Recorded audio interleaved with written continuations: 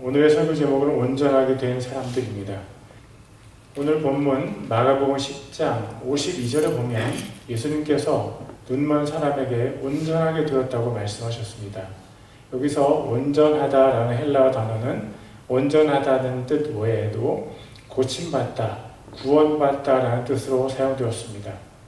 수많은 사람들이 예수님을 만난 후에 그들의 삶에 변화가 생겼습니다. 그들 중에는 병의 고침을 받게 된 사람들도 있고 또 온전하지 못한 몸의 부분이 온전하게 된 사람들도 있습니다. 또 어떤 사람들은 그들 안에 있는 마귀가 쫓겨남을 당했고 또 다른 사람들은 새 생명을 얻기도 했습니다. 오늘 본문은 특별히 눈이 멀었던 바디메오라는 사람이 예수님을 만나서 눈을 뜨게 된 이야기를 우리에게 전해주고 있습니다. 저는 오늘 설교를 통해서 예수님을 만난 우리가 어떻게 하면 온전해질 수 있는가에 대해서 여러분들에게 이야기를 전하기를 원합니다. 저는 우리의 질병이 예수님의 사랑과 능력으로 치유됨을 믿습니다. 또 저는 우리의 마음의 고통도 예수님에 의해서 치유됨을 믿습니다. 그리고 저는 우리 몸의 부족함 또한 예수님에 의해 온전해짐을 믿습니다. 그렇지만 이런 일들을 도무지 경험하지 못하는 많은 그리스도인들이 있다는 것이 안타깝습니다. 그래서 오늘 눈의 온전함을 받은 바디메오를 통해서 예수님을 만난 우리가 어떻게 온전함을 받을 수 있는지 살펴보겠습니다. 온전함을 받은 사람들의 첫 번째 특징은 믿음이 있는 것입니다. 믿음이 없이는 하나님을 기쁘게 하지 못합니다. 우리는 반드시 하나님께서 계시는 것을 믿어야 합니다. 또 그분께서 부지런히 자기를 찾는 자들에게 보상해 주시는 분이심을 우리는 믿어야 합니다. 하나님을 향한 믿음이 있어야만 하나님을 기쁘시게 할 수 있습니다. 반대로 말하면 하나님을 향한 믿음이 없으면 하나님께서 그 사람을 기뻐하지 않으신다는 것입니다. 기뻐하지 않는다는 말은 사랑하지 않는다는 말이 아닙니다. 하나님께서 우리를 사랑하시지만 우리의 모든 삶의 모습을 기뻐하시지는 않습니다. 우리가 우상을 섬기거나 간음을 하거나 이웃을 미워하는 것을 하나님께서 기뻐하지 않으십니다. 우리가 낙심하거나 분노하거나 슬퍼하는 것도 하나님께서 기뻐하지 않으십니다. 하나님께서는 믿음이 있는 사람들을 기뻐하십니다. 그러면 오늘의 본문에 나오는 바디메오라는 사람은 하나님께 대한 믿음이 있었을까요? 어디 한번 찾아봅시다. 마가복음 10장 46절에서 48절입니다. 46절을 먼저 읽겠습니다. 그들이 여리고에 이르니라. 그분께서 자기 제자들과 많은 사람들과 함께 여리고에서 나가실 때 디메오의 아들인 눈먼 사람 바디메오가 큰 길가에 앉아 구걸하다가, 바디메오는 눈먼 사람이었고 길가에 앉아서 구걸하는 사람이었습니다. 그리고 그의 이름 바디메오에서 바라는 글자는 아들이라는 뜻입니다. 그러므로 바디메오는 디메오의 아들이라는 뜻입니다. 그가 언제부터 눈이 멀었는지는 알 수가 없습니다. 그러나 그는 자기 이름이 없이 디메오의 아들로 불려졌습니다. 그는 자기 이름이 없었던 것 같습니다. 사람들로부터 멸시를 받았고 혼자서 할 수 있는 일들도 없었고 가정을 꾸릴 수도 없었던 것 같습니다. 그가 할 수 있는 일이라고는 그저 큰 길가에 앉아서 오가는 사람들이 동전을 던져줄 때 감사를 표하는 것뿐이었을 것입니다. 그런데 앞이 안 보이는 그 사람 귀에 이전에 들어오지 못한 소란함이 감지되었습니다. 수많은 사람들이 몰려오는 소리가 들렸고 그들의 입에서 예수님이라는 단어가 들렸습니다. 예수님?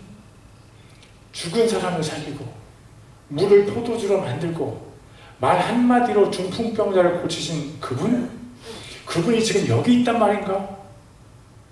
사실 바디메오는 그전부터 예수님의 이야기를 들어왔습니다. 그리고 예수님에 대한 이야기를 들을 때마다 그의 마음이 적지 않게 흥분이 되었습니다. 그리고 예수님께서 자기를 만나 주신다면 자기도 눈을 뜰 수 있을 것이라는 믿음이 생기기 시작했습니다. 그 믿음이 변해서 간절함이 되었고 그 간절함으로 그가 혹시 하나님께 기도했을지도 모릅니다. 하나님, 제가 예수님을 만나게 해주세요. 예수님께서 저를 만나주시면 저도 눈을 뜰 수 있을 거예요. 그런데 바로 지금 바디메오가 구걸하는 큰 길로 예수님께서 지나가고 계시다는 것을 알게 되었습니다. 누군가 바디메오를 예수님께 인도해 준다면 얼마나 좋을까요? 그러나 이미 사람들은 거지요 맹인인 바디메오를 신경조차 쓰지 않았습니다. 그들의 관심은 오직 예수님께만 있었습니다. 그때 바디메오는 인생에 단 한 번 자기에게 찾아온 기회를 그냥 흘려보내지 않았습니다. 큰 길은 이미 사람들의 웅성거리는 소리로 시끄러웠습니다. 바디메오는 그 모든 잡음을 뛰어넘는 소리로 예수님을 불렀습니다. 마가복음 10장 47절입니다. 그분이 나사렛 예수님이시란 말을 듣고 소리를 지르기 시작하며 이르되 다윗의 자손 예수님이여 내게 긍휼을 베푸소서 하거늘. 그러자 바디메오 주위에 있던 많은 사람들이 깜짝 놀랐습니다. 너무나 크게 예수님을 부르는 바디메오 때문에 사람들이 불편해졌습니다. 그것뿐만이 아니었습니다. 사람들이 바디메오를 야단쳤습니다. 야, 바디메오! 조용히 좀 해! 너 때문에 내 귀가 다 떨어지겠다! 조용히 해! 그러나 바디메오는 예수님 부르기를 절대 멈추지 않았습니다. 마가복음 10장 48절입니다. 많은 사람들이 그에게 명하여 그가 잠잠하게 하나 그가 더욱 크게 소리를 지르며 다윗의 자손이여 내게 긍휼을 베푸소서 하니라. 일생에 단 한 번 찾아온 기회 앞에 있는 바디메오에게 사람들의 반응은 더 이상 중요하지 않았습니다. 바디메오는 더 크게 소리를 질렀습니다. 그가 낼 수 있는 가장 강력한 소리를 냈습니다. 그것을 우리는 간절함이라고 합니다. 그리고 그 간절함은 바로 그의 믿음에서 나오는 것이었습니다. 바디메오가 예수님을 어떤 호칭으로 불렀는지 눈치채셨습니까? 예, 맞습니다. 다윗의 자손 예수님이요. 이스라엘 사람들이라면 그 호칭이 무엇을 의미하는지 금방 알았을 것입니다. 다윗의 자손은 구약 성경에서 분명하게 예언된 오실 메시아를 말합니다. 다윗 왕이 하나님께 성전을 지어서 바치겠다고 했을 때 하나님께서 나단 선지자를 통해서 다윗 왕의 후손을 세워서 다윗의 왕국을 영원히 세우겠다고 하셨습니다. 이 다윗 왕의 후손이 바로 오실 메시아, 오실 구세주입니다. 사무엘하 7장 12절과 13절입니다. 내 날들이 차서 내가 내 조상들과 함께 잘 때 내가 내 뱃속에서 나올 자 곧 내 뒤를 이을 내 씨를 세우고 그의 왕국을 굳게 세우리니 그는 내 이름을 위해 집을 건축할 것이요 나는 그의 왕국의 왕자를 영원토록 굳게 세우리라. 이스라엘은 예수님 당시에 로마의 속국이었고 많은 고난을 당하고 있었습니다. 그런 환경이 이스라엘 백성들로 하여금 더욱더 오실 메시아를 고대하게 만들었습니다. 메시아 즉 구세주의 힘이 아니면 이스라엘이 해방될 수 있는 길이 보이지 않았기 때문입니다. 사람들은 메시아를 기다렸고 그들 앞에 메시아인 예수님께서 나타나셨습니다. 그런데 어떤 사람들은 예수님께서 메시아라는 사실을 믿지 않았고 그들 중 어떤 사람들은 예수님을 죽이려고 했습니다. 그러나 어떤 이들은 예수님께서 메시아임을 굳게 믿고 있었습니다. 그 중에 한 사람이 바로 바디메오였습니다. 당시 종교 지도자들이 예수님을 죽이려고 했기 때문에 사람들이 예수님의 이야기를 입에 올리는 것조차 두려워했습니다. 예수님이 메시아라고 하는 사람은 이스라엘 사회에서 추방을 당했기 때문입니다. 그러나 바디메오에게 사람들로부터 오는 핍박은 아무것도 아니었습니다. 그에게는 오직 예수님만 중요했습니다. 왜냐하면 그는 예수님께서 구약에 예언된 메시아라는 사실을 굳게 믿고 있었기 때문입니다. 당신은 어떻습니까? 당신에게 예수님은 누구입니까? 당신은 예수님께서 당신을 죄에서 구원하실 구세주라는 사실을 믿고 있습니까? 당신은 예수님께서 종말에 모든 인류를 심판하실 심판주라는 사실을 믿습니까? 당신은 오직 예수의 이름만으로 우리가 영원한 생명을 얻는다는 것을 믿습니까? 그리고 어쩌면 오늘이 여러분 중에 한 사람, 당신에게는 예수님을 믿을 수 있는 마지막 날이 될 수도 있다는 사실을 당신은 알고 있습니까? 당신은 예수님을 진짜로 믿고 있습니까? 당신이 믿고 있는 예수님은 누구입니까? 그는 종교 지도자입니까? 그분은 성경 속에 적혀 있고 목사들이 외치는 위대한 사람입니까? 그분은 사랑이 많기 때문에 죄인인 우리도 끝까지 사랑해 주기만 하는 그런 분입니까? 당신은 살아있는 그분을 만나보았습니까? 당신은 그분의 사랑스러운 음성을 듣고 그분의 위로를 받아보았습니까? 당신은 당신이 죄의 길에 서 있을 때 그분으로부터 사랑스럽지만 동시에 엄한 꾸지람을 받아보았습니까? 예수님께서 당신에게는 살아있는 분입니까? 아니면 죽어버린 분입니까? 예수님은 당신이 직접 아는 분입니까? 아니면 목사님을 통해서 아는 분입니까? 여러분 잘 들으세요. 당신은 오늘 예수님을 만나야 합니다. 당신의 목이 터지도록 이렇게 외쳐야 합니다. 예수님, 저를 만나주세요!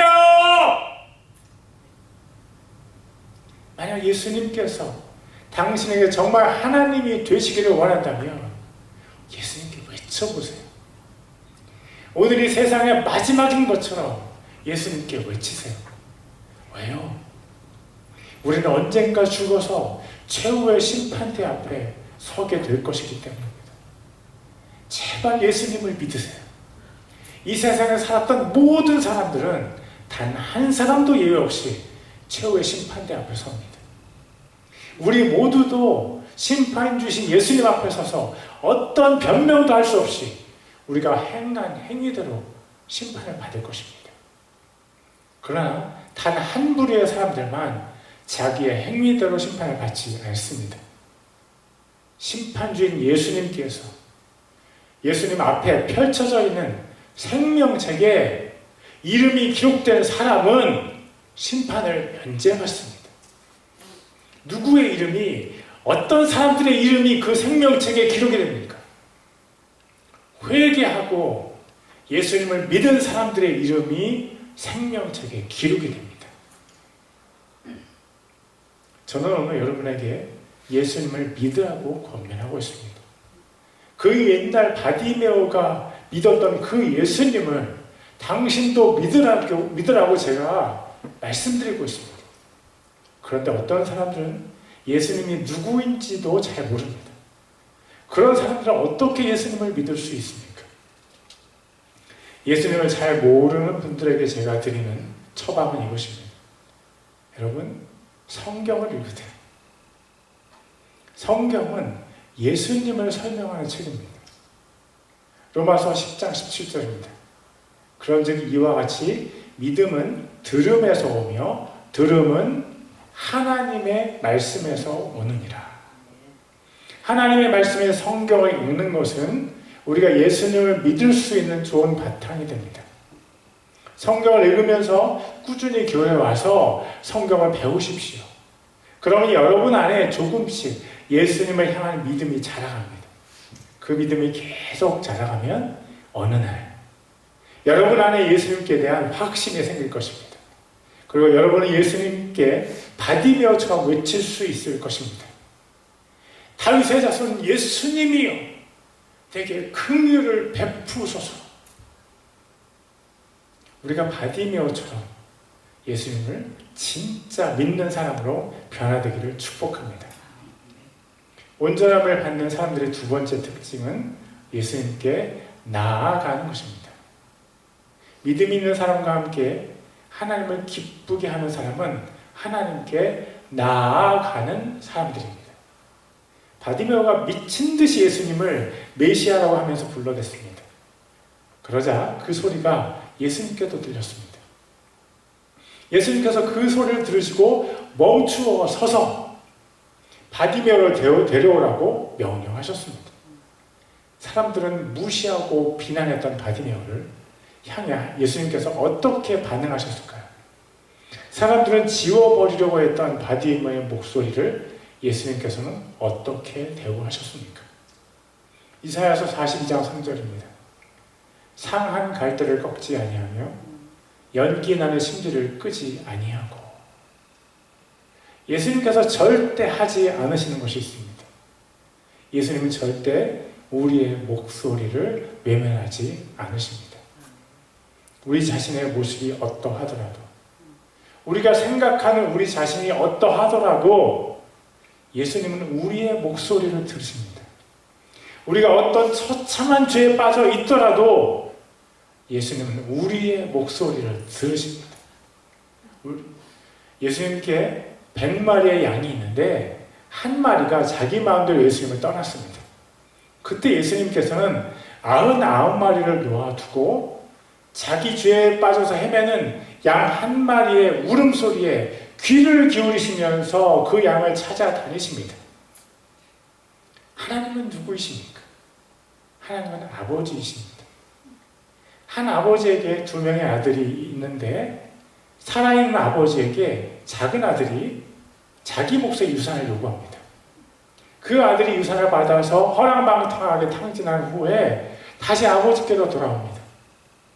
자기를 아들로 다시 받아달라고 할 면목이 없어서 종으로 써달라고 아버지께 돌아옵니다. 우리의 하늘 아버지께서는 이렇게 하십니다. 누가복음 15장 22절에서 24절입니다. 아버지가 자기 종들에게 이르되 가장 좋은 옷을 가져다가 그에게 입히고 그의 손에 반지를 끼우고 그의 발에 신을 신기라. 그리고 살진 송아지를 여기로 끌어와 잡으라. 우리가 먹고 즐기자. 이 내 아들은 죽었다가 다시 살아났으며 그를 잃어버렸다가 찾아노라 하니 그들이 즐거워하기 시작하더라. 여기에서 제가 퀴즈를 하나 내겠습니다. 배은망덕한 작은 아들이 잘한 것이 하나 있다고 저는 생각합니다. 그것이 무엇인지 아는 분이 있습니까? 그것은 그가 아버지께로 돌아갔다는 것입니다. 그는 왜 아버지께로 돌아갔습니까? 아버지 집에 있는 종들이 아버지 집을 떠난 아들보다 훨씬 더 잘 산다는 것을 알았기 때문입니다. 그는 그제서야 아버지의 사랑을 깨달았습니다. 종들에게도 신실한 사랑을 보이신 아버지라면 나 같은 나쁜 아들도 받아주실 거야. 바디메오가 무엇을 잘했습니까? 그는 예수님을 믿었습니다. 그리고 그는 예수님께 나아갔습니다. 마가복음 10장 49절 50절입니다. 예수님께서 멈추어 서서 그를 부르라고 명령하시니 그들이 그 눈먼 자를 부르며 그에게 이르되 안심하고 일어나라.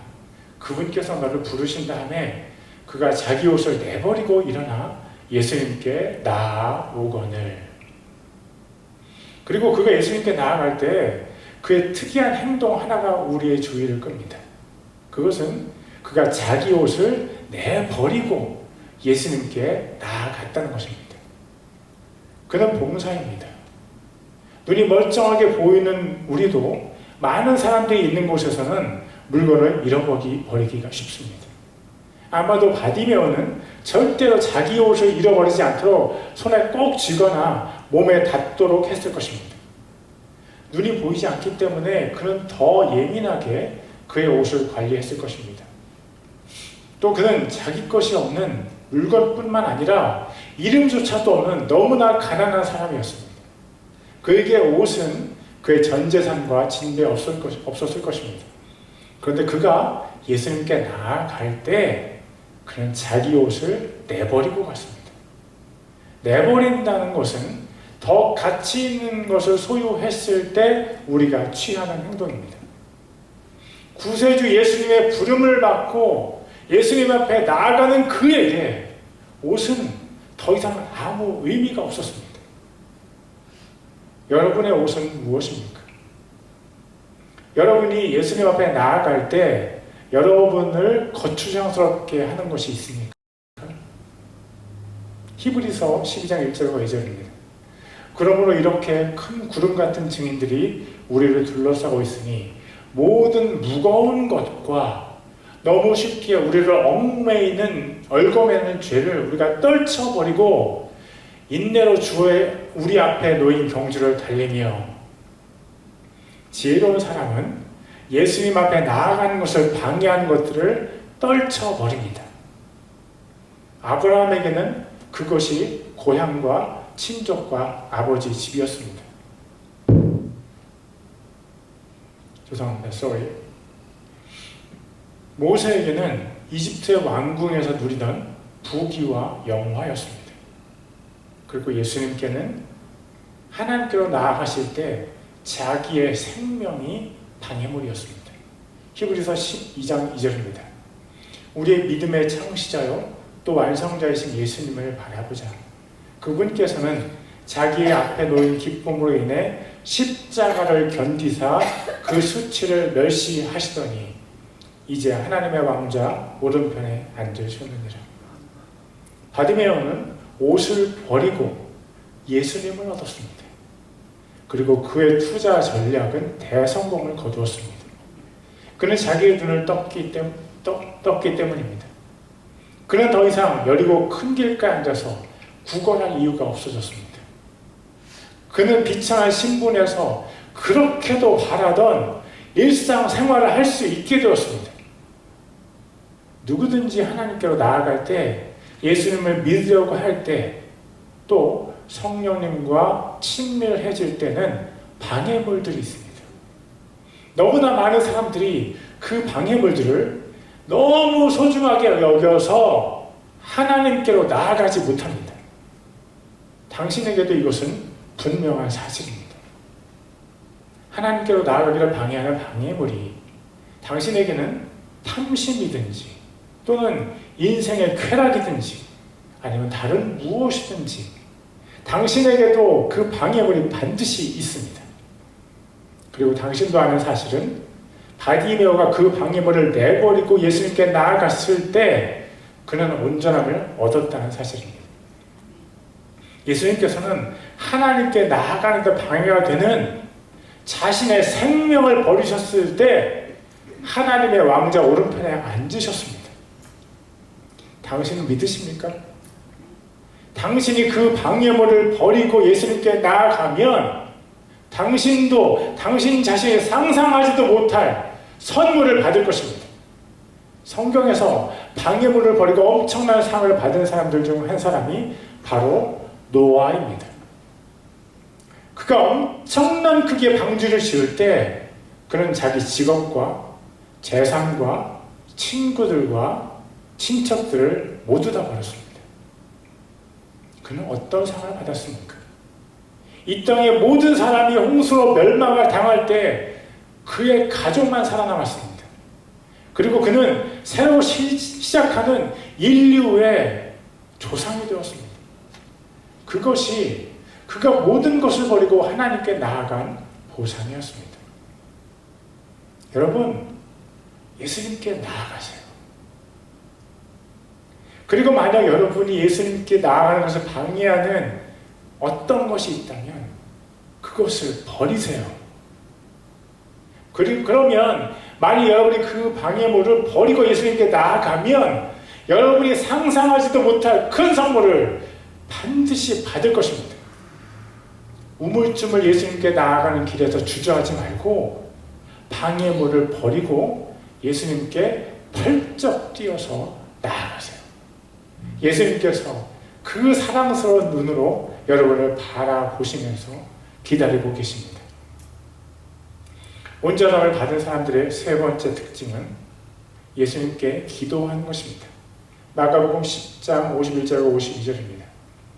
예수님께서 그에게 응답하여 이르시되 내가 네게 무엇을 해주기 원하느냐 하시니 그 눈먼 사람이 그분께 이르되 주여 내가 시력을 받게 해 주옵소서 하매 예수님께서 그에게 이르시되 내 길로 하라 내 믿음이 너를 온전하게 하였느니라 하시니 그가 즉시 시력을 받고 길에서 예수님을 따르니라.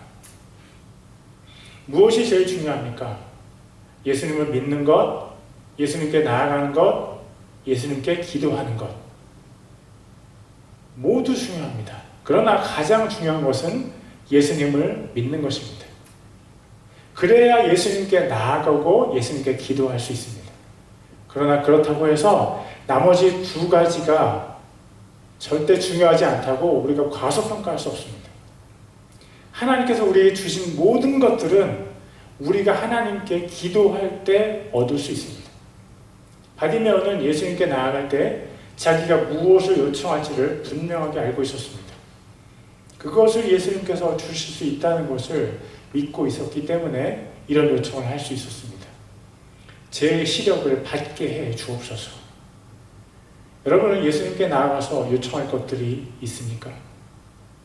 만약 여러분에게 예수님께 요청할 것들이 아무것도 없다면 여러분은 예수님을 정말로 믿고 있는 것입니까? 만약 여러분이 예수님을 창조주 하나님으로 믿고 여러분을 구원하신 분으로 믿는다면 여러분에게는 분명 많은 기도의 제목들이 있을 것입니다. 그러나 여러분이 아무것도 예수님께 구할 것이 없다는 것은 예수님께서 하실 수 있는 일이 아무것도 없다는 당신의 불신앙을 대변하는 것일 수도 있습니다. 예수님께서 무엇이든 하실 수 있는 분이라면 여러분은 분명 예수님께 이런 것들 저런 것들을 많이 요청하고 있을 것입니다. 여러분 중에 예수님의 능력을 신뢰하지 못하는 분들은 제가 조금 전에 말한 첫 번째 단계부터 다시 시작하시길 바랍니다. 예수님을 믿어야 그 다음에 예수님께 기도할 것들이 생깁니다. 예수님께서 무슨 일을 하실 수 있습니까? 예수님께서 가정의 경제를 회복시켜 주실 수 있습니까? 물론입니다. 예수님께서 병을 낫게 하실 수 있습니까? 몸의 기능을 회복시켜 주실 수 있습니까? 당연하죠. 예수님께서 이 나라를 거룩한 나라로 변화시키실 수 있습니까? 예수님은 온 땅을 창조하신 창조자 하나님이십니다. 한 시대에 한 나라를 변화시키는 것은 예수님께 전혀 어려운 일이 아닙니다. 무엇이 예수님께 어렵습니까? 아무것도 없습니다. 단지 예수님을 믿는다고 말하는 사람들이 실제로는 예수님을 신뢰하지 않는다는 사실이 기가 막힐 뿐입니다. 예수님의 능력을 믿는 사람들이 어떻게 예수님께 기도를 하지 않을 수 있습니까? 우리 교회 여선교회의 음식 솜씨는 기가 막힙니다. 만약에 누군가 여선교회에 제가 이 음식을 먹고 싶어요 라고 말하면 어떤 일이 벌어질까요? 재료만 제때 구할 수 있으면 그 사람은 그 음식을 주일 점심에 반드시 먹게 될 것입니다. 왜 그렇습니까? 세계 침례교회 여선교회의 요리 실력을 믿으니까요. 누가 예수님께 기도합니까? 예수님을 진짜로 믿는 사람, 예수님을 아는 사람이 기도합니다. 기도는 하나님과 대화인데 그 대화에는 여러 가지 요소들로 나눌 수 있습니다. 찬양과 감사의 기도, 다른 사람들을 위한 기도, 죄를 회개하는 기도, 축복하는 기도 등등. 그중 우리가 오늘 다루는 기도는 자기 자신의 필요를 위해서 하나님께 요청하는 기도입니다. 어떤 사람은 그런 기도를 하지 못하는 이유를 말할 때 염치가 없어서라고 합니다. 그것이 겸손인 것 같지만 사실 교만한 것입니다. 우리가 하나님을 위해서 무엇을 할 수 있다고 생각하는 것은 교만입니다. 우리가 기도를 하는 것이 하나님께 전혀 이득될 것이 없습니다. 하나님 부족한 것이 전혀 없으십니다. 이 세상에 어떤 것도 하나님께는 필요가 없습니다. 그러나 하나님께 염치가 없어서라며 기도하지 않는 핑계를 대는 것은 교만입니다. 우리는 원래 하나님 앞에서 염치 없는 존재입니다. 하나님께 무엇을 드려서 또는 무슨 행동을 해서 하나님께 이득을 드리겠다는 것은 전혀 잘못된 생각입니다. 우리가 하나님께 드릴 것은 단 한 가지입니다. 그것은 우리 자신입니다. 왜요? 하나님께서 우리를 예수님을 십자가에 죽게 하실 정도로 사랑하시기 때문입니다. 왜요? 지금도 하나님의 그 불타는 사랑이 우리를 향하고 있기 때문입니다.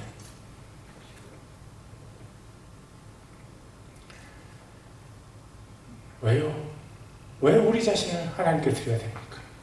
우리는 잘 모르지만 우리가 하나님과 연합될 때 하나님께서 가장 기뻐하시고 우리도 가장 행복하기 때문입니다. 기도는 우리가 하나님과 연합되는 가장 중요한 통로입니다. 그래서 기도하는 사람은 완전하신 하나님으로부터 끊임없이 은혜의 생수를 공급받습니다. 기도는 영혼의 호흡입니다. 기도는 생명의 전달입니다.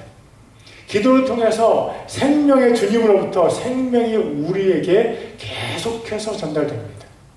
기도를 통해서 하나님의 영광이 우리에게 전달되어지고 기도를 통해서 우리는 점점 더 하나님을 닮아갑니다. 여러분, 기도 왜 안 하세요? 여러분이 하나님께 기도하지 않는다는 것은 무지막지한 손해라는 것을 아십니까? 하늘의 아름다운 선물이 기도를 통해서 우리에게 전달됩니다. 구슬이 서말이라도 꿰어야 보배입니다. 하나님을 아버지로 둔 사람이 마치 고아처럼 이 세상에 산다는 것이 말이 됩니까? 하나님께 기도했던 한 사람의 이야기를 나누고 설교를 마치려고 합니다. 그 사람은 바로 요나 선지자입니다. 요나 선지자가 이렇게 기도했습니다. 요나서 4장 9절입니다. 하나님께서 요나에게 이르시되 내가 그 박 넝쿨로 인하여 분노하는 것이 잘하는 것이냐 하시니 그가 이르되 내가 분노하여 죽는다 할지라도 잘하는 것이니이다 하니라. 하나님께서 악한 니느웨 사람들을 용서하신 것을 보고 요나가 하나님께 이런 기도를 드립니다. 이게 무슨 기도인가 싶습니다만 이것은 분명히 기도입니다. 하나님께 분노로 표명하는 것도 기도입니까? 정말 그 말이 맞습니까? 그렇다면 우리도 하나님께 화를 낼 수 있다는 말입니까? 저는 우리가 하나님께 분노해도 된다고 말하지 않았습니다. 그런데 어떤 때는 우리가 솔직히 우리의 마음을 하나님께 드러낼 수 있다고 저는 생각합니다. 그리고 요나의 이런 반응은 배경을 알아야 조금 이해가 됩니다. 니느웨는 아주 악한 성읍이었고 이때로부터 30년이나 70년이 지난 후에 니느웨가 북이스라엘을 멸망시킵니다. 요나는 북이스라엘의 선지자였고 이 이스라엘 멸망을 이미 알고 있었을 가능성이 많습니다. 만약 니느웨가 멸망한다면 자기 나라는 멸망을 당하지 않을 것입니다. 그런데 니느웨가 회개하고 하나님께서 니느웨를 용서하신다면 이스라엘은 멸망을 당합니다. 북이스라엘의 대표적인 선지자 요나가 하나님의 명령을 거부한 것에는 이런 배경이 있다고 저는 생각합니다. 그리고 요나가 하나님께 분노를 표하는 것도 이런 배경에서 보면 약간 이해가 되는 측면이 있습니다. 니느웨를 용서하신 하나님을 향한 분노가 아니라 자기 나라 이스라엘 멸망으로 인한 고통스러운 분노였다고 저는 생각합니다. 감히 하나님께 분노하는 요나를 하나님은 어떻게 바로 멸망시키지 않으시고 살살 달래고 계신 것입니까?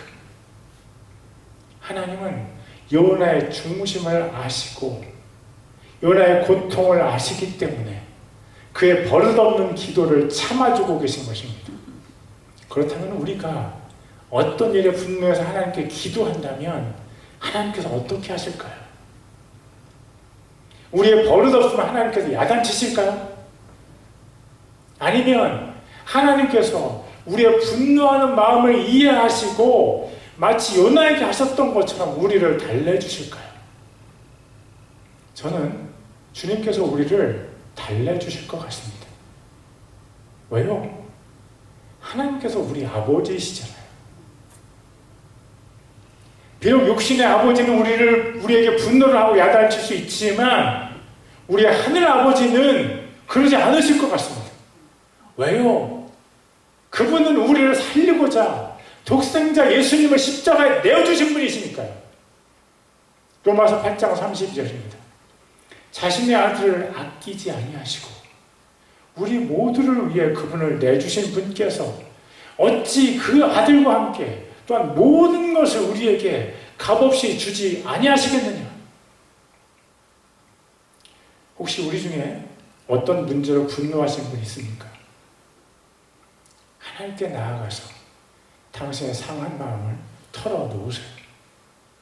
우리의 분노도 하나님께서는 능히 참아주실 수 있습니다. 하나님은 그렇게 우리를 사랑하십니다. 정리하겠습니다. 하나님께 온전함을 얻고자 하는 분들은 이렇게 하십시오. 예수님을 믿으세요. 예수님께 나아가세요.